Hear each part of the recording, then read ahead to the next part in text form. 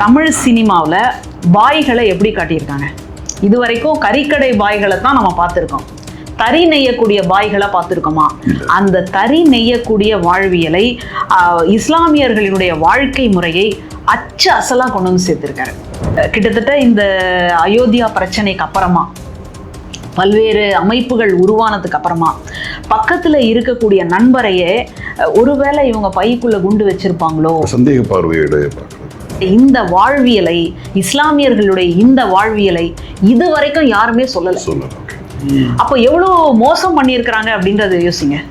அதனால நீங்க ஒட்டுமொத்தமாக ரசிகர்கள் மேல திருப்பி போடுறது அப்படின்றது ஒரு தவறான ஒரு மனநிலை தான். அவர்களுக்கு எடுக்க தெரியாதனால அந்த மாதிரி சொல்லிடுறாங்களோ அப்படின்னு கூட எனக்கு தோணுது. ஏன்னா பொது சமூகத்துல வேற மாதிரியான ஒரு இஸ்லாமிய வாழ்க்கையை நம்ம பார்த்துக்கிட்டே இருக்கிறோம். ஆனா பொது சமூகத்துல நேர்மையான ஒரு இஸ்லாமியர்களுடைய வாழ்க்கை அப்படின்றது இந்த படம் தான். அதனால பசங்க வந்து ஜாலியா இருக்கட்டுமே, அவங்க கொஞ்சம் என்ஜாய் பண்ணட்டுமே, அதுக்காக இந்த வீட்டை இடிச்சுட்டு மாடி வீடா கட்டலாம். அப்பா அவர் சொல்லுவாரு, என்ன குழியில இறக்கிட்டு நீங்க குழியை மூடிக்கோங்க அப்படின்லாம் அவர் பேசுவார். அப்போ ஒரு இஸ்லாமியர் தான், அந்த இஸ்லாமியருக்கு வெறும்னே வன்முறை தான் வாழ்க்கை கிடையாது.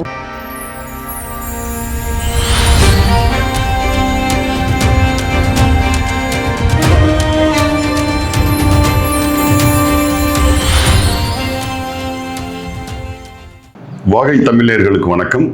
இன்று நம்மோடு இணைந்திருப்பவர் முனைவர் இரா மஞ்சுளா அவர்கள். வணக்கம். வணக்கம். ஹபீபி, இது ஒரு சமீபத்தில் வெளிவந்த திரைப்படம். எங்கே பார்த்தாலும் அந்த பெயர் உச்சரிக்கப்படுது, ஹபீபி. இன்னும் சொல்ல போனால் சினிமா பிரபலங்கள் எல்லா எனக்கு தெரிஞ்ச ஒரே மேடையில் வந்து அத்தனை பெரிய ஆளுமைகள், அது சேரன்ல தொடங்கி மிஸ்கின்ல இருந்து அமீர், ரஞ்சித், ஒரு மிகப்பெரிய ராம், அந்த படத்தை பத்தி ரொம்ப சிலாகித்தும் அந்த படத்தை வந்து ஒரு பெரிய ஏதோ ஒரு வருகைக்காக காத்திருந்தது பாரு, மிகப்பெரிய கொண்டாட்டத்துடன் அந்த திரைப்படத்தை பத்தி தொடர்ந்து எல்லாம் பேசுறாங்க. என்ன ஹபீபி பேரே ரொம்ப ஏதோ புரியாத மொழி மாதிரி இருக்குல்ல. ஹபீபி, ஹபீபினா என்ன? இந்த படத்தை சிலாகித்து கொண்டாடுற அளவுக்கு என்ன அந்த படம் சொல்லப்படுது? அதை பத்தி உங்களோட கருத்து என்ன? ஹபீபி அப்படின்னு சொன்னாலே அன்பு, என் அன்பே. இன்னைக்கு வந்து அதுதான் குறைவா இருக்கு. எங்க பார்த்தாலும் அதை தேடல் தான் ரொம்ப அதிகமா இருக்கு. இப்போ நீங்க சொன்னது போல பல்வேறு இயக்குனர்கள், பல்வேறு ஆளுமைகள் இந்த படத்தை பத்தி பேசுவதற்கான காரணம் என்ன? இப்போ சமீபமாக திரைப்படங்களுக்கு என்ன சர்டிஃபிகேட் வருது? UA இல்லை முழுசுமா A. ஆனால் இந்த படம் U சர்டிஃபிகேஷன் வாங்கியிருக்கு. அப்படின்னா இதுக்கு முன்னாடி இருந்த வன்முறைகளோ அல்லது வந்து ரத்தம் தெரிக்கக்கூடிய காட்சியோ, ஆபாசங்களோ அல்லது இரட்டை அர்த்தம் பேசக்கூடிய வசனங்களோ இல்லை அப்படின்னு நீங்கள் கன்ஃபார்ம் பண்ணிக்கலாம். இன்னொரு பக்கம் தமிழ் சினிமாவில் பாய்களை எப்படி காட்டியிருக்காங்க? இது வரைக்கும் கறிக்கடை பாய்களை தான் நம்ம பார்த்துருக்கோம். தறி நெய்யக்கூடிய பாய்களை பார்த்துருக்கோமா? அந்த தறி நெய்யக்கூடிய வாழ்வியலை இஸ்லாமியர்களுடைய வாழ்க்கை முறையை அச்சு அசலாக கொண்டு வந்து சேர்த்திருக்காரு. எனக்கு என்ன ஒரு பெரிய மகிழ்ச்சி அப்படின்னா, இஸ்லாமியர்களை பொதுவாக இன்னைக்கு வந்து ஒரு commercial movie, fast moving movie அப்படின்றதுல வேற மாதிரியாக சித்தரிக்கிறாங்க. ஒரு குண்டு வெடிக்குது அப்படின்னு சொன்னால் அதுக்கும் குல்லா போட்டிருக்கிறவங்களுக்கு தான் சம்மந்தம் இருக்குது.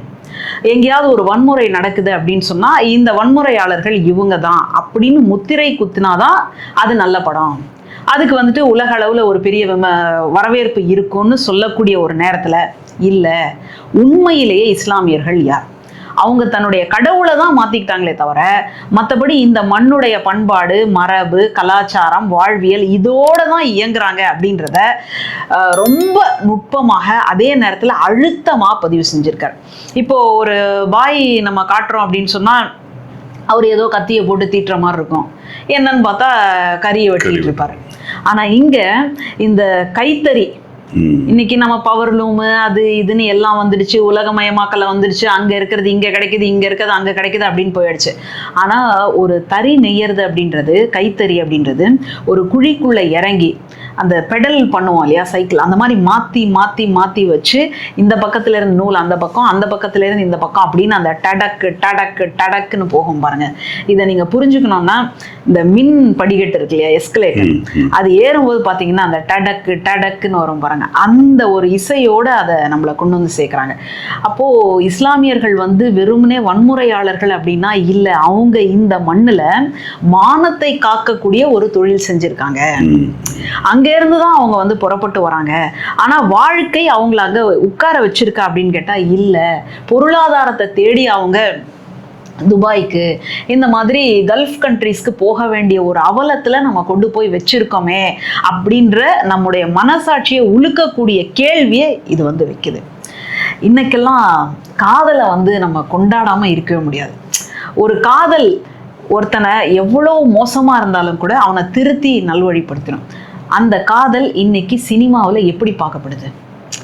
காதல்னா ஏதோ சதைகளை காட்டினாதான் காதல், காதல்னா அந்த கையும் கோர்த்து உடலும் கோர்த்து அப்படி இருந்தாதான் காதல் அப்படின்றத மாற்றி பேசாமலேயே ஒரு காதலை நம்ம கிட்ட பேச வச்சிருக்காரு இயக்குனர். அதனால் அந்த வகையில் பார்க்கும் பொழுது இதில் என்ன முக்கியத்துவம், இதில் என்ன மாற்றம், இதில் என்ன சிறப்புன்னு நீங்கள் கேட்டிங்கன்னா ஆரம்பத்திலேருந்து முடிகிற வரைக்கும் எல்லாத்துலேயும் ஒரு மிகப்பெரிய மாற்றத்தை. இதை வந்து ஒரு படம் ஆரம்பத்திலிருந்து முடிக்கிற வரைக்கும் ஒரு முழுமையான இஸ்லாமிய கதைக்களம் கொண்ட ஒரு திரைப்படம் அப்படின்னு தமிழுக்கு இது புதுசு சொல்லலாமா? இன்னொரு ஒரு பெண் எழுத்தாளர் கூட சொன்னாங்க, ஒரு இப்படியான இந்த படம் வருவதுக்கு ஒரு தமிழ் சினிமா 100 ஆண்டு காலம் காத்திருந்ததுன்றது. அந்த வார்த்தை மிகைப்படுத்தப்பட்டதா இல்லை உண்மையிலேயே ஒரு 100 ஆண்டு காலம் வந்து தமிழ் சினிமா காத்திருந்ததா இப்படியான ஒரு திரைப்படம்? ஏன்னா இப்போ இவ்வளோ ஆளுமைகள் கொண்டாடுறதுக்கு காரணமும் அதுதான் சொல்றாங்க. ரெண்டாவது, நீங்க வந்து அழகா வந்து ஒரு பின்னி பிணைந்த நூலிலேயே பின்னி பிணைந்த ஒரு நெசவு தொழிலை பத்தி சொன்னீங்க. இந்திய சமூகத்தோட இந்த ஃபேப்ரிகேஷன் வந்து எல்லா மக்களும் வந்து ஒன்றிணைந்த இந்த நூலில் வந்து குறுக்கும் நெருக்கமாக செல்லக்கூடிய நூல்கள் போலதான் வந்து ஒருங்கிணைச்சிருக்கிறோம். ஆனாலுமே வந்து நம்ம பக்கத்துல இருக்கிற ஒரு இஸ்லாமிய சகோதரனை பத்தி இல்ல பக்கத்துல இருக்கிற மாற்று மத சகோதரனை பத்தியான நமக்கான புரிதல்கள் வந்து அந்த வீட்டு வாசல்களோட முடிஞ்சிருது. ஸோ எல்லாருக்குமே ஒரு ஆர்வம் இருக்கு, அந்த குடும்பம்னா எப்படி இருக்கும், உறவு முறைகள் எப்படி இருக்கும், அவங்க தனித்த விடப்பட்ட எப்படி இருப்பாங்கன்றதுல ஒரு தெரிஞ்சுக்கிறதுக்கான ஒரு ஆர்வம் இருக்கும். கண்டிப்பா வந்து திரைப்படம் வந்து அதற்கான ஒரு இதா இருக்கும். இது கூட நீங்க அழகா சொன்னீங்க, கதாபாத்திரங்கள் கட்டமைக்கிறதுல வந்து அது வந்து ஒரு ஸ்டீரியோ டைப்பா இப்படித்தான் அப்படின்றது மாதிரியான ஒரு கட்டமைப்பு இருக்குன்ட்டு. ஆனா நீங்க ரொம்ப அழகான முறையில சொன்னீங்க, அவங்க வந்து நெசவாளர்கள் அப்படின்றது வந்து இப்ப இஸ்லாமியர்கள் நெசவாளர்கள் அப்படின்றதே பலருக்கு வந்து புதுமையா இருக்கு. அதே போல வந்து விவசாயிகளா நிறைய விவசாய குடும்பங்கள் இருக்கிறாங்க. ஸோ தொழில் சார்ந்து வந்து இந்த மண்ணோட மண்ணா அவங்க வந்து ஒரு தொடர்ச்சியான ஒரு பெரிய பாரம்பரியம் கொண்டவங்க. ஆனா நமக்கு இந்த சினிமான்ற ஒன்று சித்தரிப்புல வந்து, ஏன்னா சினிமா தான் வந்து காலத்தை வந்து பிரதிபலிக்கக்கூடியது. அப்ப அந்த சினிமாவில் சித்தரிக்கக்கூடிய கதை மாந்தர்கள் அது மக்கள் மனசுல அப்படியே பதிஞ்சு போயிருது. அது வந்து பெரிய பாதிப்புகளை ஏற்படுத்துது அப்படின்றத நம்ம அதை புரிஞ்சுக்கலாம். இதுல இப்ப என்னோட கேள்வி என்னன்னு கேட்டீங்கன்னா, சினிமாவோட ரசனைன்னு ஒண்ணு இருக்கு இல்லையா? அந்த சினிமாவோட ரசனை வந்து எல்லாம் நீங்க சொன்ன மாதிரி ரத்தம் தெரிக்கக்கூடிய காட்சிகள். இப்ப நீங்க ரஜினி கமல் சாரை எடுத்துக்கிட்டீங்கன்னா, அவங்க வந்து ஒரு மிகப்பெரிய இந்த சினிமா உலகத்துல மிகப்பெரிய டிராவல் பண்ணி வந்திருக்கிறவங்க. ஓகே, 80கள் 70களில் இருந்து அவங்க பயணிச்சுட்டு வர்றாங்க. ஆனா அவங்களே கூட வந்து பாத்தீங்கன்னா தவிர்க்க முடியாமல் அவங்க வந்து விக்ரம் போன்ற ஒரு படம், நீங்க ஜெயிலர் போன்ற படங்கள், அதுலயே கூட வந்து அவங்களால தவிர்க்க முடியல இந்த ரத்தத்தையும் இந்த வன்முறைகளையும் தீராத அந்த ஒரு மோதல் போக்குகளையும் அவங்க வந்து அதை காட்சிப்படுத்துறதுக்கு அதை அனுமதிக்கிறாங்க. அதுதான் கமர்ஷியல் வெற்றின்னு சொல்லி போறாங்க.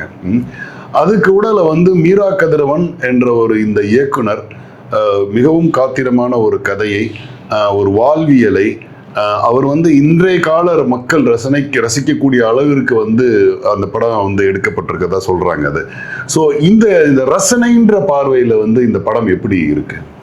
இது ரொம்ப முக்கியமான ஒரு கேள்வி. ஏன்னா இன்னைக்கு இது வந்து ஒரு கனவு தொழிற்சாலை. இந்த கனவு தொழிற்சாலைக்குள்ள, திரைப்படத்துக்குள்ள எவ்வளவோ பேர் வந்து தன்னுடைய உழைப்பை கொட்டுறாங்க. அப்போ அவங்களுக்கெல்லாம் ஓரளவு ஒரு பொருளாதாரம் வந்தாதான் அடுத்த கட்டத்துக்கு அவங்களால நகர முடியும். அந்த பொருளாதாரத்துக்கு ஒரு நல்ல ரசனை, ரசிக்கக்கூடிய ரசிகர்கள் தேவை. அந்த ரசிக்கக்கூடிய ரசிகர்களுக்கு விருந்தாக இருக்குதா இல்லையா, இதுதான் நீங்க வைக்கக்கூடிய ஒரு கேள்வி. இதுக்கு ரொம்ப அழகா நியாயம் செஞ்சிருக்காரு இயக்குனர். நடிச்சிருக்கிறவங்களும் அப்படிதான் இருக்காங்க. இப்போ நீங்க கேட்டீங்க ஒரு 100 ஆண்டு காலம் காத்திருப்பா, இது வந்து ஒரு எக்ஸ்ட்ராவா ரொம்ப மிகைப்படுத்தி சொல்றாங்களா அப்படின்னு. உங்களுக்கு நல்லாவே தெரியும், அப்போல்லாம் வந்து எந்த சேனலும் கிடையாது, வெறும்னே டிடி மட்டும்தான். டிடியில் கூட 2 அலைவரிசை கிடையாது, ஒரே அலைவரிசை தான். அப்போது வெள்ளிக்கிழமையில ஒளியும்னு போடுவாங்க. இப்போ ரம்ஜான் வந்து நாளைக்கு வருது, இல்லை இன்னைக்கு ரம்ஜானா இருக்குன்னா, இன்னைக்கு வெள்ளிக்கிழமையா இருந்ததுன்னா அது கண்டிப்பா இந்த பாட்டு வரும். எல்லோரும் கொண்டாடுவோம் அப்படின்னு சொல்லக்கூடிய இவர் சிவாஜி வந்து பாடக்கூடிய ஒரு பாட்டு வந்து. ஆமா, அதே போல கிறிஸ்தவ பண்டிகை வருது அப்படின்னா, அல்லது வந்து இந்துக்களினுடைய பண்டிகை வருதுன்னா அந்த பாட்டு வரும். இன்னைக்கு அந்த பாட்டு கேட்குறோமா? அந்த பாட்டை பற்றி யாருக்காவது தெரியுமா? அப்போது ஒரு நீங்கள் சொன்னது போல் அந்த ஒரு 100 ஆண்டு இதுக்கான ஒரு தவம் செய்ததனுடைய பயனாக இது வந்திருக்கோ அப்படின்னு கூட தோணுது. அப்புறமா இஸ்லாமியர்களை வந்து அவங்க மேலே வெறுப்போட நம்ம பார்க்குற மாதிரி, கிட்டத்தட்ட இந்த அயோத்தியா பிரச்சனைக்கு அப்புறமா பல்வேறு அமைப்புகள் உருவானதுக்கு அப்புறமா பக்கத்துல இருக்கக்கூடிய நண்பரையே ஒருவேளை இவங்க பைக்குள்ள குண்டு வச்சிருப்பாங்களோ சந்தேக பார்வையோட பார்க்கலாம். இதுக்கு முன்னாடி எல்லாம் ஒரு தீபாவளி அப்படின்னா நம்ம பலகாரத்தை கொண்டு போய் கொடுத்துருப்போம். அவங்களுக்கு வந்து ரம்ஜான் அப்படின்னு சொல்லும்போது நமக்கு பிரியாணியை கொண்டு வந்து கொடுத்துருப்பாங்க. அந்த பிரியாணி எப்போ வரும் அப்படின்னு காலையிலிருந்து நம்ம சாப்பிடாம காத்துட்டு இருப்போம். இன்னைக்கு அந்த சூழல் இருக்கா? அந்த சூழல்ல உடைச்சி போட்ட பெருமைகள்ல ரொம்ப முக்கியமான ஒரு பெருமை திரைப்படத்துக்கு உண்டு. அதைத்தான் இன்னைக்கு இந்த படம் உடைச்சிருக்கு. அது ரொம்ப முக்கியமான ஒரு வேலை. ஒரு சமுதாயத்தில் நம்ம வந்துட்டு தானம் பண்ணுறது அது எப்படி வந்து முக்கியமானதோ, அதை போல சமுதாயத்தில் பொய் பிரச்சாரம் செய்யப்பட்டதுலேருந்து மக்களை மீட்டெடுக்கக்கூடியது அப்படின்றது ரொம்ப முக்கியமான ஒரு வேலை.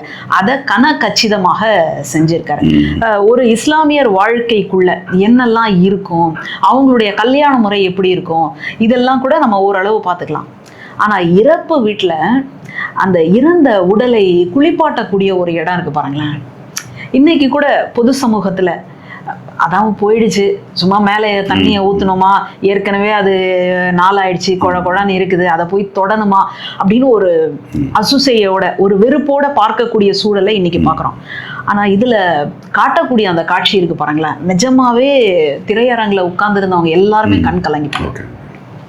அந்த ஒரு கையா எடுத்து கழுவுறதாகட்டும், அந்த உடல் மேலே சந்தனத்தை வந்து பூசுறதாகட்டும், அப்படியே சாதாரணமாக தண்ணியை ஊற்றிட்டு போயிடுவோம் இல்லையா, அது இல்லாமல் அந்த உடலை தூக்கி தண்ணி ஊற்றுறது இருக்கு பாருங்க. அப்போது ஒட்டுமொத்தமாக முழுசாக அவங்க வந்து கழுவி அதுக்கப்புறம் ஒரு ஆடையை போட்டு, அதெல்லாம் வார்த்தைகளால, ஆமா அதெல்லாம் வார்த்தைகளால சொல்லவே முடியாது.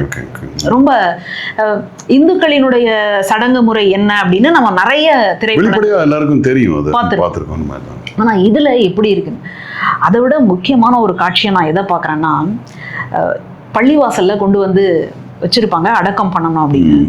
அப்போ இவர் அந்த தலைவர் கூப்பிட்டுருப்பாரு, கதாநாயகரை கூப்பிடுவார், அபுதாஹிர் வாங்க அப்படின்ட்டு. வந்துட்டு சலாம் அலைக்கும் அப்படின்னு சொல்லிட்டு, எங்க அப்பா ஒருவேளை உங்களுக்கு யாருக்காவது சொல்லாலேயோ செயலாலேயோ கஷ்டம் கொடுத்துருந்தா நீங்க அல்லாவுக்காக மன்னிச்சிடுங்க அப்படின்னு சொல்றதாகட்டும், உங்ககிட்ட யார்கிட்டயாவது கடன் வாங்கியிருந்தா ஒரு மகனாக நான் அதை ஏத்துக்கிறேன் அப்படின்னு சொல்ற இந்த வாழ்வியலை, இஸ்லாமியர்களுடைய இந்த வாழ்வியலை இதுவரைக்கும் யாருமே சொல்லல. அப்போ எவ்வளவு மோசம் பண்ணியிருக்கிறாங்க அப்படின்றத யோசிங்க. கண்டிப்பா. ஏன்னா அதுக்கு இதுக்கு வந்து மிகப்பெரிய நடிகர்கள், சூப்பர் ஸ்டாரா இருக்கக்கூடிய கமல்ஹாசன், உலகநாயகன் கமல்ஹாசன் சொல்றோம், அவரா இருக்கட்டும், விஜயகாந்தா இருக்கட்டும், இவர்கள் கூட விதிவிலக்கு இல்லையே. அவங்க கூட வந்து இப்படியான ஒரு இதை கட்டமைக்கிறதுக்கு, ஒரு பயங்கரவாதம் அப்படின்னு கட்டமைக்கிறதுல அவங்களும் பங்காற்றிருக்காங்க. அவங்களுடைய திரைப்படங்களும் நீங்க சொன்ன மாதிரி திரைப்படங்கள், அதாவது மனிதர்கள், நாயகர்கள் கூட மறைஞ்சிடலாம். இன்னைக்கு இருக்கக்கூடிய கமல்ஹாசன், ரஜினிகாந்த் இவங்க எல்லாம் போயிடலாம். ஆனா அவர்கள் நடித்த திரைப்படங்கள் தானே இன்னும் வருங்கால எத்தனை ஆண்டுகள். இன்னைக்கு கூட நீங்க ரஜினிகாந்த் அவர்களுடைய 6லிருந்து 60 வரை மறக்க முடியுமா? மறக்க முடியாது. இப்ப இன்னைக்கு இருக்கக்கூடிய முதல்வருக்கு ஒரு டர்னிங் பாயிண்ட்னா காதலுக்கு மரியாதை தான். ஆமா, அதுக்கு முன்னாடி அவர் எப்படியா பார்க்கப்பட்டார், அந்த படத்துக்கு அப்புறமா அவர் எப்படியா பார்க்கப்பட்டார் அப்படின்றது முக்கியம். அதுல எல்லாம் என்ன இருந்ததுன்னு யோசிச்சு பாருங்க.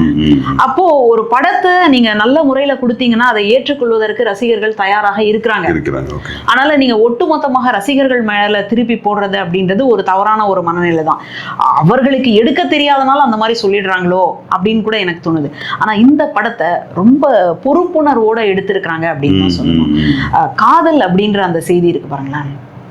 ஒரு வேலை வாய்ப்பை தேடி துபாய்க்கு போகிறாங்க. புதுசாக கல்யாணம் ஆயிருக்கு, இன்னும் குழந்தை கூட இல்லை, அந்த உணர்வுகள் இருக்கு பாருங்களேன், அதை எப்படி நீங்கள் வார்த்தையால் சொல்ல முடியும்? ஒரு 30-40 வருஷத்துக்கு முன்னாடி இருந்த ஒரு குடும்ப ஜாயிண்ட் ஃபேமிலின்னு சொல்லுவோம் இல்லையா, அந்த ஜாயிண்ட் ஃபேமிலிக்குள்ள நீங்கள் காதல் பண்ணுறது, புதுசா கல்யாணம் ஆனவங்க அந்த கண்களால பேசிக்கிறது அப்படின்னு இருக்கு இல்லையா, அதை எவ்வளோ அழகா கொடுத்துருக்காரு அப்படின்னு சொன்னா, அதை நீங்க பார்த்து பார்த்து ஒரு சங்க இலக்கியத்தை படிக்கும்போது எப்படி வந்து அந்த இடத்துல நம்ம இருக்கிறோமோ, இல்ல நம்முடைய பிள்ளைகள் அந்த மாதிரி இருப்பாங்களோ அப்படின்னு நம்ம வச்சு கொண்டாடுறோமோ, அந்த மாதிரி இந்த படத்துக்குள்ள இருக்கக்கூடிய காதல் உணர்வுகளை அந்த அளவுக்கு காட்டி இருக்கிறாங்க அப்படின்றது ரொம்ப முக்கியமான ஒரு இடம். அடுத்தது, ஒரு கதாநாயகன் வந்து திருடுற மாதிரியான ஒரு காட்சி அமைப்பு. உண்மையில அவர் திருடினாரா இல்லையா அப்படின்றத ஜனங்க படம் பார்த்து தெரிஞ்சுக்கிட்டோம். அப்ப அதுக்கு ஒரு தண்டனை வச்சிருக்காங்க. அந்த தண்டனையை பார்த்த உடனே திரையரங்கமே அதிர்ந்து போச்சு. என்னடா இது, ஒரு சாதாரண திருட்டு தானே, அதுக்கு பாத்தீங்கன்னா இந்த புளியங்குச்சி கொஞ்சம் முள்ளு முள்ளா இருக்கும் இல்லையா, அதை வச்சு முதுகுல அடிக்கிறாங்க. அதுக்கு வந்து அபராதம், ஃபைன் சொல்றாங்க. அந்த ஃபைன்ல வந்து 1000 ரூபாயில இருந்து இறங்கிக்கிட்டே வருது. ஒரு அடிக்கு ஒரு 100 ரூபாய் குறையுது. அப்போ எந்த ஒரு 300 ரூபாய்க்கு என்னால் தாக்கு பிடிக்க முடியும், இல்லை 200 ரூபாய்க்கு தாக்கு பிடிக்க முடியும்னா அது வரைக்கும் அடி. அப்போ எங்கேயுமே ஒரு இஸ்லாமியர்கள் அப்படின்னு சொன்னா அவங்க வந்துட்டு ஒரு வன்முறையாளர்களாக இருப்பாங்க, இல்லை அவங்க எதுக்குமே அஞ்ச மாட்டாங்க, அவங்க நியாயத்துக்கு கட்டுப்பட மாட்டாங்க அப்படின்னு ஒரு காரணத்தை வச்சிருக்காங்க. இன்னொன்று, அவங்க சுத்தபத்தமாகவே இருக்க மாட்டாங்க அப்படின்றத நம்ம பரவலாகவே பேசுறத பார்க்குறோம். ஆனால் இங்கே இருக்கக்கூடிய இந்த அமைப்பை எடுத்து, இந்த படத்தை எடுத்து பார்க்கும்பொழுதுதான் எவ்வளோ தப்பான ஒரு ப்ரொஜெக்ஷனை நம்ம இது வரைக்கும் பார்த்துருக்குறோம் அப்படின்றத புரிஞ்சுப்பாங்க. ஓகே, இன்னொரு கேள்வி, இஸ்லாமிய குடும்பங்கள்ல வந்து பெண்ணடிமைத்தனம் மிகுந்து இருக்கு. நிறைய படங்கள், இன்னும் முற்போக்கு பேசிய சில இயக்குனர்கள் கூட வந்து அப்படியான ஒரு காட்சிகள்ல வந்து பாத்தீங்கன்னா பெண் பிள்ளைகளை வந்து அவங்க அடக்கி தான் வைப்பாங்க. அங்கே இப்போ சுதந்திரம்ன்றதே முழுமையா அளிக்கப்படுது. அவங்களுக்கு பெண்களுக்கு சுதந்திரமே இல்லை, பரதாவில் மூடுறாங்க, அவங்களுக்கு படிப்பறிவு இல்லை, ஏர்லியா ரொம்ப சீக்கிரமாகவே அவங்களுக்கான கல்யாணத்தை பண்ணி கொடுத்து குடும்ப பொறுப்பில் போட்டு அப்படியே பெண்கள் வந்து அலைக்கழிக்கப்படுறாங்கன்றதான் நம்ம செய்திகளாகவே இருக்கு.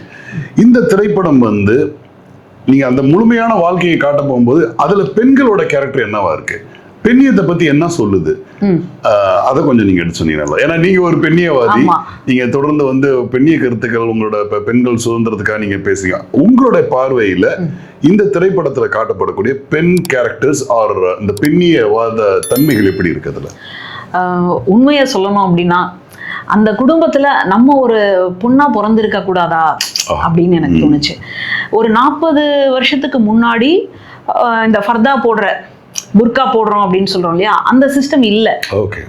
இந்த வெளிநாடுகளுக்கு போயிட்டு வந்ததுக்கு அப்புறமா அப்படியான ஒரு முறை வருது அப்படின்னு நான் கேள்விப்பட்டேன். நிறைய பேர்கிட்ட பேசும்போது அந்த செய்தியை நான் பகிர்ந்துக்கிட்டாங்க. அப்படியா இருக்குமா, இல்லையே, இப்பதான் எல்லாருமே கருப்பு இது போட்டுக்கிட்டு தானே வராங்க அப்படின்னு பார்த்தா இந்த படத்துக்குள்ள அதை ரொம்ப நுட்பமா காட்டியிருக்காரு. அப்போ வெளிநாடுகளுக்கு போயிட்டு வந்தவங்க அங்க இருக்கக்கூடிய சூழலை இங்க கொண்டு வந்து சேர்த்திருக்கிறாங்க அப்படின்னு தான் நான் புரிஞ்சுக்கிறேன். இப்போ நீங்க கேட்டதுக்கு வரும்பொழுது நான் கூட அந்த வீடுகள்ல பிறந்தா நல்லா இருக்குமே அப்படின்னு நான் ஏன் நினைச்சேன் அப்படின்னா, அங்கே வீட்டில் ஏதாவது ஒரு பிரச்சனை அப்படின்னு வரும்பொழுது பெண்கள் பேசக்கூடிய ஒரு ஸ்பேஸை வந்து கொடுத்துருக்காங்க. நீ எல்லாம் ஏன் பேசுற, நீ போய் உட்காரு அப்படின்னு பொதுவாக இன்னைக்கு சமூகத்தில் நம்ம பார்க்குறோம். நீங்கள் வந்துட்டு இந்துக்களினுடைய குடும்பத்தை எடுத்தாலும் சரி, அல்லது மற்ற குடும்பங்களில் எடுத்தாலும் சரி, அந்த இதில் வந்து பெரியவங்க பேசிட்டு இருக்கோம்ல, உனக்கு என்ன இங்கே வேலை, உள்ள போ அப்படின்னு சொல்லக்கூடியதை நம்ம இயல்பா பார்க்குறோம். அதே போல இஸ்லாமியர்கள் அப்படின்னு பார்க்கும் பொழுது அவங்க எப்போ பார்த்தாலும் பெண்களை வந்து ஃபர்தா போட்டுட்டு வர சொல்றாங்க.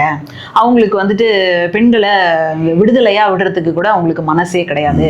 அவங்களுக்கு படிக்க வைக்கிறாங்களா, படிக்க வச்சாலும் என்ன படிக்க வைக்கிறாங்க, மதராசால தானே படிக்க வைக்கிறாங்க, இப்படின்ற பல்வேறு கேள்விகள் இருந்தது, பல்வேறு குழப்பங்கள் இருந்தது. சரி, அப்படிதான் இருக்கும், அவங்க முகத்தையே வந்துட்டு முழுசா காட்ட விடலை அப்படின்னா மற்றதுக்கெல்லாம் என்ன இருக்கும் அப்படின்னு நினைச்சுதான் நம்ம படத்துக்குள்ள உட்கார்ந்துருக்கோம். ஆனா படத்துல இந்த பெண்ணுக்கும் இவனுக்கும் கல்யாணம் பண்ணலாமா வேணாமா, பெரியவங்க தான் நிச்சயம் பண்றாங்க.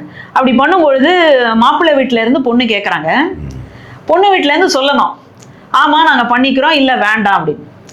அவர் என்ன பண்றாருன்னா நேரா அவங்களே அந்த சபையிலேயே சொல்றாரு, இது நம்ம முடிவு பண்ண வேண்டியதில்லை, இது கட்டிக்க போற அவ தான் முடிவு பண்ணணும். அந்த பொது சபையிலே பெண் வீட்டார் மாப்பிள்ளை வீட்டார் இருக்கிறதுல அந்த ஒப்பீனியன் கேட்கணும். ஆமா, பொது சபையிலேயே சொல்றாரு என்னோட பொண்ணை தான் வந்து நான் கேட்கணும், மகளை கேட்டுட்டு வந்து தான் நான் சொல்லணும். உடனே அங்க பெரியவங்க சொல்றாங்க அப்படின்னா போப்பா போய் கேட்டு வந்து சொல்லு.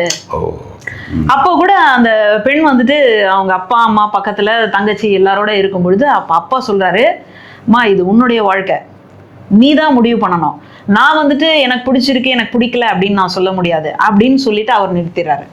அம்மா சொல்றாங்க எல்லாமே சரிதான், அவங்க புது பணக்காரங்க எப்படி இருப்பாங்களோ தெரியல அப்படின்னு அம்மா வந்துட்டு வேணான்ற ரீதியில சொல்ற மாதிரி நமக்கு தெரியுது. அப்பா வந்துட்டு முழு பொறுப்பும் உனக்கு, இதுக்கு மேல என்ன எதுவும் கேட்டுறக்கூடாது அப்படின்ற மாதிரி அப்பா நிக்கிறார். இப்போ மகள் சொல்றா, ஓ சரி நான் பண்ணிக்கிறேன். அப்போ அதுக்கு முன்னாடி என்ன அப்படின்னு பார்த்தா பையனோட அப்பா அந்த மருமக கிட்ட பேசியிருக்கிறாங்க. இப்படியான ஒரு சூழல் பையனோட அப்பா வந்து பெண் பேசுறதுக்கு முன்னாடியே வந்து அந்த பெண்கிட்டே பேசியிருக்காங்க.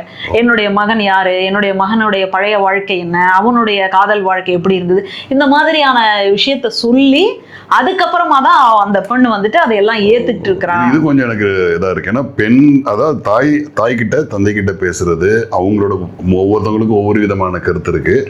நீங்க சொல்றது பாத்தீங்கன்னா ஆண் வீட்டார் மாப்பிள்ளை வீட்டாரே வந்து ஒரு தடவை வந்து கேட்டுக்கிறாங்க மருமக கிட்ட வந்து பேசுறது மாதிரி ஒரு உரையாடலுக்கான ஒரு இது இருக்கு. ஆமா, அது காட்சிப்படுத்தல, ஆனா வார்த்தை வழியாக அது வந்து சொல்லப்பட்டிருக்கு அப்படின்றத வந்து நான் புரிஞ்சுக்கிறேன். அப்போ ஒரு எவ்வளவு அழகான ஒரு ஸ்பேஸ் கொடுத்துருக்காங்க பாருங்க. ஆண்கள் அதாவது மாமா கிட்ட மருமக பேசலாமா, இந்த மாதிரியான ஒரு குழப்பத்துக்கெல்லாம் ஒரு விஷயத்த தெளிவுபடுத்தணும் அப்படின்னு சொன்னா பேசிக்கலாம், ஒன்றும் தப்பு இல்லை. இந்த படத்துக்குள்ளதான் நம்முடைய குரல் வந்து சன்னமானது, ஆனா அது பேசியே ஆகணும் அப்படின்னு இன்குலாப் அவர்களுடைய கவிதையை கொண்டு வந்து சேர்க்கிறாங்க.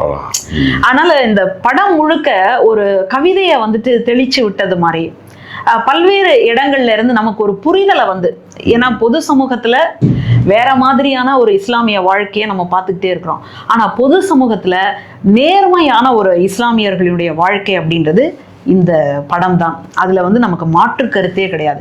அவ எவ்வளவு சுதந்திரத்தோட அவ வந்து இயங்குறா அப்படின்றத எல்லா இடத்துலயும் சொல்லிக்கிட்டே வர்றாரு. லாஸ்ட்ல கிளைமாக்ஸ்லயும் அது உண்டு.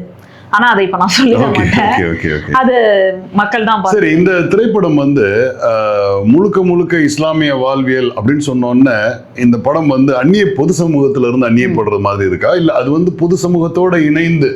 இப்போ பொதுவாக வந்து பார்த்தீங்கன்னா நான் வந்த மதுரை ராமநாதபுரம் அந்த பகுதிகளெல்லாம் வந்து உறவு முறைகளோட தான் நாங்கள் கூப்பிடுவோம், மாமா மச்சான் அப்படின்னு சொல்லிட்டு.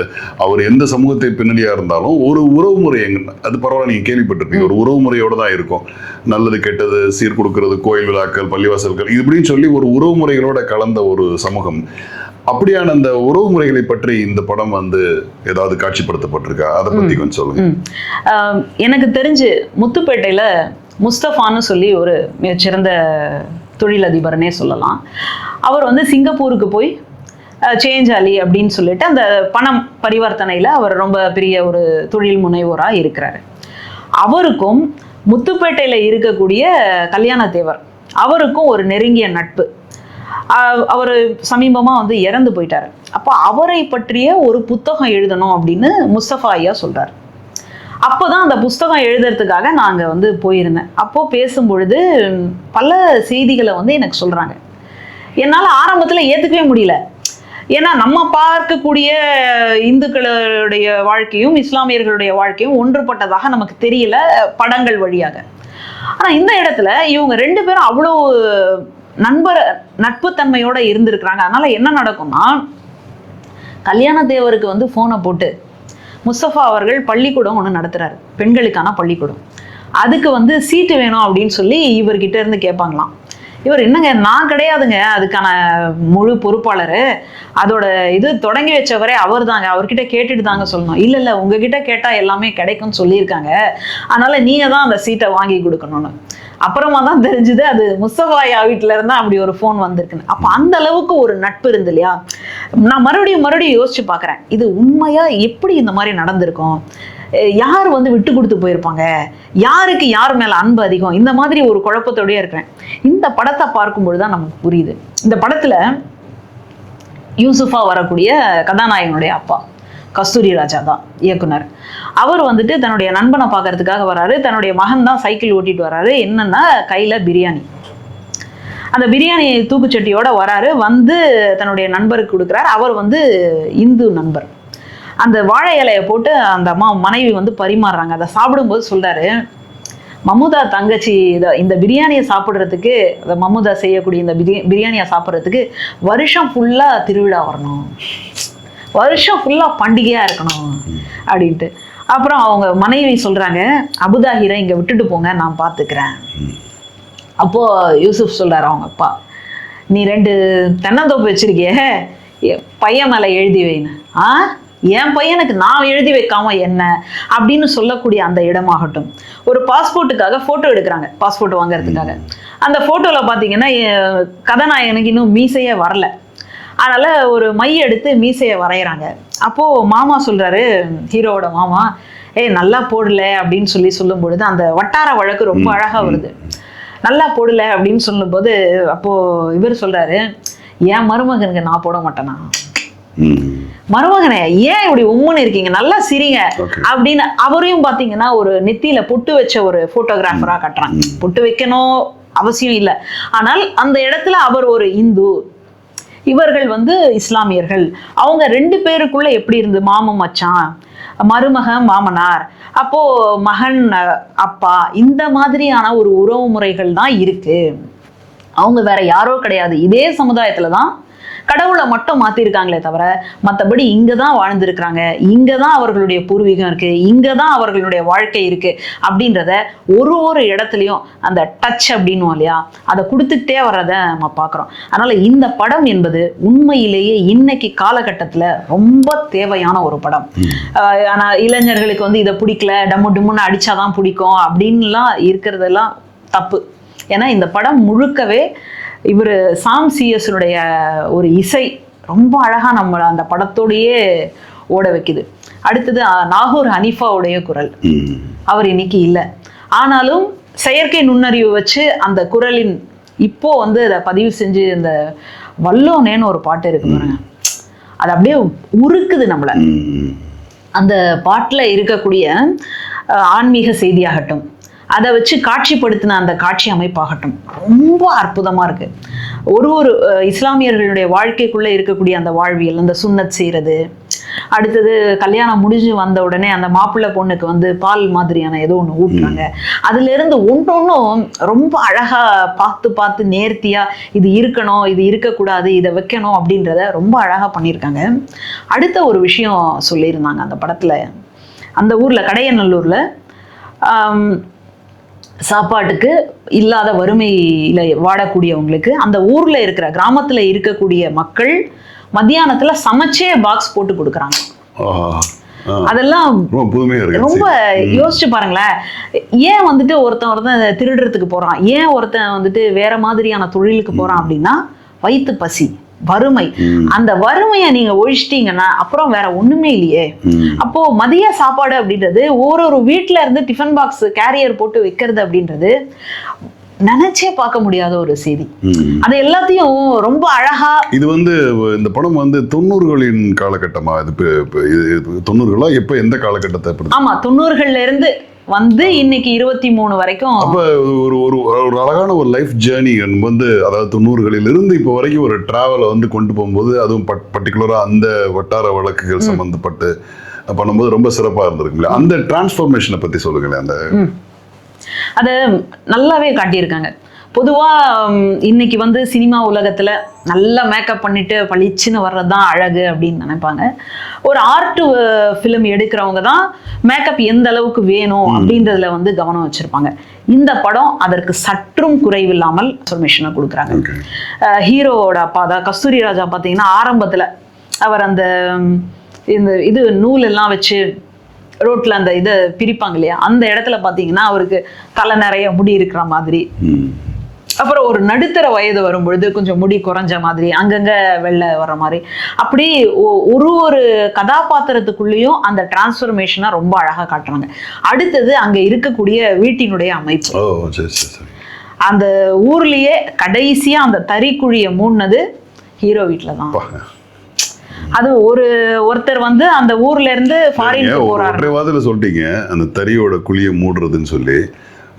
நீங்க கொஞ்சம் பின்னோக்கி பார்க்கும்போது அந்த தெரு முழுக்க எப்படி அந்த சத்தங்கள் ஓசை கேட்டுக்கிட்டு இருக்கோம், அந்த தறியோட ஓசை, அந்த நூல் பாவு எப்படி போட்டிருப்பாங்க.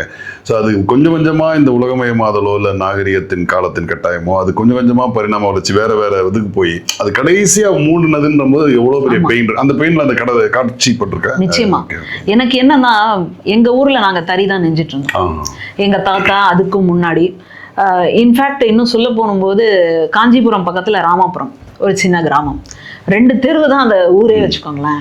அந்த ஊர்ல எங்க தாத்தா முன்னோர்கள் வந்து ஒரு இடம் வாங்கி வச்சிருக்காங்க. அந்த இடம் வந்து ஒரு இஸ்லாமியர்கள் தான் அவங்களுக்கு வித்துட்டு அவங்க வேற இடத்துக்கு போயிட்டாங்க அப்படின்னு சொல்லுவாங்க. அந்த இடத்துல தான் ஒரு 4-5 தறி இருக்கும். எங்க சித்தப்பாங்க, எங்க அப்பா படிச்சுட்டு அப்புறம் வெளியில வந்ததுக்கு அப்புறமா அங்க தறி பண்ண முடியல. எங்க சித்தப்பாங்க, எங்க தாத்தாவோட பிறந்த இன்னும் 4 பேர், அவங்களுடைய பிள்ளைகள் அப்படின்னு ஒரே கலாமுல்லான்னு இருக்கும். அங்க ஒருத்தர் தொடங்குறாங்க அப்படின்னா அந்த இது ஸ்ட்ரீட் முழுக்க பாத்தீங்கன்னா டாடாக்கு டாடாக்கு டாடாக்கு வயசானவங்க, யங்ஸ்டர்ஸ். அனுபவத்துக்கு ஏற்றது மாதிரி ஓசையோட இது மாறுபடுமோ. ஏன்னா யங்ஸ்டர்ஸ் வந்து கொஞ்சம் ஃபாஸ்டா டடன்னு போகும், கொஞ்சம் வயசானவங்க டாடாக்கு டாடாக்கு டாடாக்கு டாடாக்கு அப்படின்னு போகும். அதே மாதிரி காலையில பாத்தீங்கன்னா உங்களுக்கு அந்த தெருவே வந்து நிறைஞ்சிடும். என்னன்னா அந்த இது பிடிக்கிறது, வார் பிடிக்கிறது, அந்த மாதிரி எல்லாம் இருக்கும் இல்லையா. அதனால அது கலர்ஃபுல்லா இருக்கும். அதுவும் அந்த கலரை வந்துட்டு பாத்தீங்கன்னா ஓரத்துல லுங்கி தான் நெஞ்சிட்டு இருப்பாங்க. அந்த லுங்கிக்கு ஓரத்துல ஒரு பார்டர் கொடுக்கறது, அப்புறம் நடுவுல அந்த கோடா வர்றது. இது வந்து நான் பார்த்து ஒரு புலகாங்கி தான் அடைஞ்சேன். கடைசியா வந்து கர்ச்சீஃப்ல வந்து நிற்கும் இந்த இது லுங்கி எல்லாம் நெஞ்சதுக்கு அப்புறமா கடைசியா இருக்கிறதெல்லாம் வந்து கட்டிக்க முடியுமா. எங்க அம்மா ரொம்ப பெருமையா சொல்லுவாங்க, எனக்கு வந்து நெஞ்ச புடவைய தான் கல்யாண புடவையா கொடுத்தாங்க. இன்னைக்கெல்லாம் இல்ல, இன்னைக்கு அதெல்லாம் பார்க்கவே முடியல. இன்னும் எங்க அம்மா தன்னுடைய கல்யாண புடவையை வச்சிருக்காங்க, எனக்கு இல்ல. அப்போ எந்த அளவுக்கு அதுல நுட்பம், அந்த கைத்தறி அப்படின்னு சொல்றோம் இல்லையா. இன்னைக்கு விலை உயர்வு தான், நம்ம இல்லைன்னு மறுக்கிறதுக்கு இல்லை. ஆனா அதுல வந்து ஒருத்தரோட அர்ப்பணிப்பான பணி இருக்கு இல்லையா, அது ரொம்ப பெருசு, உணர்வோடு சம்பந்தப்பட்டது இல்ல. ஆமா. அப்புறம் அந்த இதுல துணி நெஞ்சதுக்கு அப்புறமா அது மேல கொஞ்சம் கொஞ்சமா அப்படியே வரும் இல்லையா. அப்போ வந்துட்டு ஒரு கோந்து எடுத்து பூசுவாங்க, அப்படியே ஸ்டிஃபா இருக்கும் இல்லையா. அதுக்காக அந்த கோந்து எடுத்து பூசி அதை காய வச்சு அதுக்கப்புறம் அதை திருப்பிட்டு அடுத்தது இப்படி இழுப்பாங்க. ரொம்ப அழகா இருக்கும். அதுல வந்து நூல் வந்து சுத்தணும் இல்லையா, அதுக்கு ராட்டினம் வச்சு இப்படி சுத்திட்டு இருப்பாங்க. எங்க பெரியம்மா எல்லாம் சுத்துவாங்க. நாங்க லீவ் டைம்ல ஊருக்கு போனோம்னா குடு அப்படின்னு சொல்லி நாங்க கடன்னு சுத்திடுவோம், நூல் வந்துடும். இதுக்கு தாண்டா அவங்கள வந்து சொல்றது இல்ல, கொஞ்சம் மெதுவா சுத்தி. நீங்க சொல்லும் போதே எனக்கு அந்த படத்தை நான் இன்னும் பார்க்கல. அதுக்கான அந்த காட்சிகள் எப்படி இருக்குன்னு என்னால புரிய முடியும். ஏன்னா மத்த நீங்க ஒரு செட் போறா இருந்தா கூட மத்ததை நீங்க கண்ணுக்கு முன்னாடி கொண்டு வரலாம். இது நீங்க சொல்றதுல நூல் இலை அப்படி ரொம்ப நுட்பமான விஷயங்கள் இல்ல. ஓகே, அப்ப ரொம்ப சிரத்தையோட தான் அந்த படம் இது பண்ணப்பட்டிருக்கும். அப்படி வந்து இதெல்லாம் ஒண்ணு பார்த்து செஞ்சு அந்த இடத்துல இருக்கக்கூடிய அந்த குழி வந்து இப்ப மூடப்படுதுன்னா எப்படி இருக்கும் யோசிச்சு பாருங்களேன். அங்க முன்னாடி வந்து 2 அதாவது கட்டை வச்சு அதுல இருந்து இப்படி வருது இல்லையா, அதை நீங்க மண்ணுல இருந்து பேத்து எடுக்கணும். அப்புறம் சைட்ல வந்து இப்படி இருக்கும், இப்படி அடிக்கிறதுக்காக அது வந்து அந்த சுவரோட இருக்கும், அதை வந்து பேத்து எடுக்கணும். அப்படி பேத்து எடுக்கும்போது வீட்டுக்குள்ள சொல்லுவாங்க, நாங்க தான் அந்த காலம் எப்படியோ இருந்துட்டோம், இதுக்கு மேல வர்றவங்க இந்த கூண்டுக்குள்ள இருப்பாங்களா, அதனால பசங்க வந்து ஜாலியா இருக்கட்டுமே, அவங்க கொஞ்சம் என்ஜாய் பண்ணட்டுமே, அதுக்காக இந்த வீட்டை இடிச்சுட்டு மாடி வீடா கட்டலாம். அப்ப அவரு சொல்லுவாரு, என்ன குழியில இறக்கிட்டு நீங்க குழிய மூடிக்கோங்க அப்படின்லாம் அவர் பேசுவார். அப்போ ஒரு இஸ்லாமியர் தான், அந்த இஸ்லாமியருக்கு வெறும்னே வன்முறை தான் வாழ்க்கை கிடையாது, வன்முறை தான் அவருக்கான வாழ்வியல் கிடையாது. அதுக்குள்ள அவர் எதை நேசிச்சிருக்காரு அப்படின்னா, எங்க தாத்தாங்க, அதுக்கு முன்னாடி இருந்த தாத்தாங்க இங்க தானே, நான் இந்த சத்தத்தை கேட்டு தானே நான் வளர்ந்தேன். பாரம்பரியத்தோட தொடர்ச்சி, அது தொழில் அந்த வாழ்வியலோட கலந்த ஒரு பெரிய பாரம்பரியத்தோட தொடர்ச்சி. அது கடைசி அது முடிவடைய போகும்போது அது உடம்புல இருந்து உயிர் பிரிகிறது மாதிரியான ஒரு. ஆமா, அவர் கிட்டத்தட்ட உயிரே கொடுத்துடுறாரு. இந்த வேலை இந்த இது முடிச்சுட்டு ஒரு பெரிய மச்சு வீடா கட்டிடுறாங்க. அதுக்கப்புறமா அந்த வீட்டையே விற்கணுன்ற மாதிரியான ஒரு சூழல். அந்த இடத்துல அவரு உயிரே பிரியுது அப்படின்னு சொல்லி பாக்குறோம். அதனால அந்த இத்தனைக்கும் கால் வயிறு தான் அல்லது அரை வயிறு தான் கஞ்சி, ஆனாலும் இந்த தொழிலை வந்து விடக்கூடாது. இதை விட்டுட்டா தட்டை எடுத்துட்டு போக வேண்டியதுதான் அதனால அதுக்குதான் இவங்க எல்லாம் காத்துட்டு இருக்கிறாங்க அப்படின்னு சொல்ற அந்த இடம் இருக்கு பாருங்களேன். ஒரு பாரம்பரியத்தை நம்ம இழந்துட்டோமோ அப்படின்னு ஒரு பரிதவிப்பு நம்ம அந்த திரைப்பட பார்க்கும் பொழுது நமக்கு வந்துகிட்டே இருக்கு. ஐயோ, ஒரு அழகான வாழ்க்கை, அதுக்குள்ள எங்கேயுமே வந்து மொபைல் போனோட ஆதிக்கம் இல்லை. எனக்கு ரொம்ப ஒரு இதுவா இருந்து ஏக்கமா இருந்தது, நம்ம அந்த காலத்துக்கு போயிடக்கூடாதா, நம்ம அந்த வாழ்க்கையில ஒரு நாளாவது வாழ்ந்து. அதுதான் திரைப்படத்தோட வெற்றி இல்லையா? ஒரு பார்வையாளன ஒரு ரசிகனை வந்து அந்த படத்தோட இன்வால்வ் ஆகி அதுவா நம்ம வாழ முடியாதா அப்படின்னு சொல்லி நீங்க இது 2வது தடவை அந்த வார்த்தையை சொல்றீங்க. ஆமா, இதுதான் இந்த படத்தோட வெற்றின்னு நான் பாக்குறேன். இன்னொரு கேள்வி என்னன்னா, தமிழ் சினிமாவுடைய இந்த நூற்றாண்டு கால பயணத்துல வந்து ஒவ்வொரு காலகட்டத்திலையும் ஒவ்வொரு ஆதிக்கம் இருந்திருக்கும். அதைதான் பிரதிபலிக்கும். ஒரு காலத்துல புராணங்கள், இதிகாசங்கள், அப்புறம் நாடகத்துல இருந்து வந்தது, அதுக்கடுத்து வந்து அதனுடைய முழு கட்டுப்பாடே வந்து பாத்தீங்கன்னா ஒரு குறிப்பிட்ட சமூகத்துல இருந்து இருக்கும். அதுல இருந்து தான் கதைக்களங்கள் எல்லாமே இருக்கும். அது பாலச்சந்தர் காலகட்டமா இருந்தா அது ஒரு சமூகத்தை பிரதிபலிக்கும். அதுக்கடுத்து இந்த இடைநிலை சமூகத்தை பிரதிபலிக்கக்கூடிய இயக்குனர் மறைந்த பாரதிராஜா அவர்கள் கூட வந்து அது அந்த சமூகத்தை பிரதிபலிக்கிறதுக்கான ஒரு தளம் இருந்தது. நெடுநாளமா வந்து பாத்தீங்கன்னா தலித் சினிமாவுக்கு, தலித் வாழ்வியல சொல்றதுக்கு பிளாட்ஃபார்மே இல்லாம இருந்தது. இப்ப சமீபத்துல வந்து இந்த கடந்த ஒரு 5-6 ஆண்டு காலத்துல வந்து அதுவும் நிரப்பப்பட்டிருக்கு. ரஞ்சித் மாதிரி, மாரி செல்வராஜ் போன்றவர்கள் வந்து வருகைக்கு பின்னாடி கமர்சியலாவும் அது வந்து வெற்றி அடைஞ்சு எல்லா பலதரப்பட்ட மக்களுக்கும். ஸோ அதுபோல ஒரு திருப்பு முனையா வந்து அடுத்த கட்டம் வந்து இஸ்லாமிய சமூகத்தை பிரதிபலிக்கிறதுக்கான ஒரு முதல் முயற்சியா, முதல் திரைப்படமா வந்து ஹபீபி வந்திருக்கு.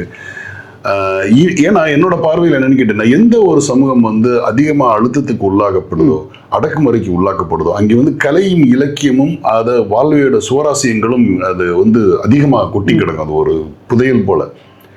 அதனாலதான் வந்து நீங்க வந்து ஒரு தலித் சமூக தலித் படங்கன்றது அந்த சமூக மக்களுக்கான படம். அது எல்லாரையும் ஈர்க்கப்படுது. ஒரு மாரி செல்வராஜோட படம் எல்லாரையும் ஈர்க்கப்படுது. ஒரு ரஞ்சித்தோட படம் வந்து எல்லாராலையும் பார்க்கப்படுது. ஸோ இப்ப அது போல வந்து அதிகமான அடக்குமுறைக்கும் அதிகமான வாழ்வியல் துயரங்களுக்கும் உள்ளான ஒரு சமூகத்துக்குள்ள வாழ்வியல் அழகியலா இருக்கட்டும், அவங்களுக்குள்ள ஒரு காதல், குடும்பம், உறவு, இதை வந்து நீங்க பொதுவெளிக்கு கொண்டு வரும்போது அது வந்து கொண்டாடப்படும் அப்படின்றது என்னோட நம்பிக்கை. அந்த முயற்சியை வந்து திரு மீரா கதிரவன் தான் பண்ணியிருக்கிறாரு அப்படின்றத நான் பாக்குறேன். ஏன்னா அவரு முதல்ல வந்து இந்த பாவை கூத்துன்னு சொல்லக்கூடிய வந்து அவர் தான் முதல்ல திரைப்படத்துல அறிமுகப்படுத்தினார். அவள் பெயர் தமிழ். அது போல இப்ப வந்து ஒரு இஸ்லாமியர்களுக்கான இல்ல, இஸ்லாமியர்கள் வாழ்வியலை சொல்லக்கூடிய ஒரு முழு படத்தை வந்து ஒரு ட்ரெண்ட் செட்டரா தான் வச்சிருக்காரு நான் பாக்குறேன். ஏன்னா இனிவரும் காலங்கள் இந்த படத்தோட வெற்றி வந்து ரொம்ப முக்கியமானதா பார்க்கப்படுது. ஏன்னா எல்லாரும் வந்து அதை வந்து இப்ப ரொம்ப பாசிட்டிவா கொண்டாடுறாங்க.